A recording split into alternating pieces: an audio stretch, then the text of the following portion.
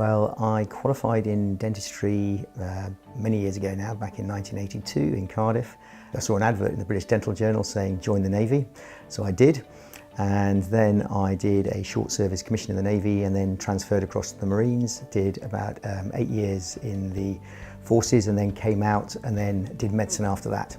Here I would see most of the sort of more difficult extractions, some of the more difficult wisdom teeth, and then we would also do some Botox and some fillers and things like that. What it does if you're using it cosmetically, it will stop people's wrinkles and frowns by blocking the nerve to the muscle, and therefore where you have your crease marks either around your eyes, in your forehead or your glabella, it's a bit just above your nose, it'll sort of smooth those creases out for you.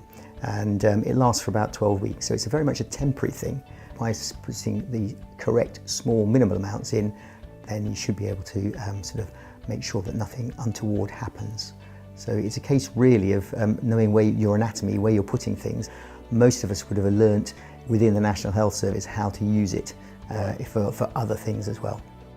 Well, lip fillers are, you can either get permanent or temporary fillers, but from a long time ago, people who taught me how to do these things said never put the permanent ones in because they're likely to come out, and if they do cause a problem, they can cause a real problem. The temporary fillers that we would tend to use are what's called high hyaluronic acid, which is a normal constituent of your and my body, but it's manufactured in the lab, so that we could put those into the lip or the cheeks or the grooves, these nasolabial grooves, sometimes in the crow's feet or other cracks and little wrinkles that you've got. And it's a small injection where you pop it in, and then what we tend to do is thread it in. So you put the needle in, and then it's like a little jelly, and then as you withdraw the needle, you let the jelly come out and you fill it to a certain volume, whatever you require. Then it gives you either plumpness or you can have definition depending where you put it. How much control do you have over that? Because I think we've all seen those kind of scary shots. Yeah, you can have a lot of control over it because you don't need to put very much in. So I think as I said just before, everything in moderation. Most people will come in and say, well, it's not, I just want to feel fresher. Some do, some don't. Some say, it's this particular wrinkle right in the middle. I've got one here myself, I don't like that. It makes me look angry all the time. Yeah. And I say, well, that's fine. The best thing for that would actually be to probably put a bit of Botox in.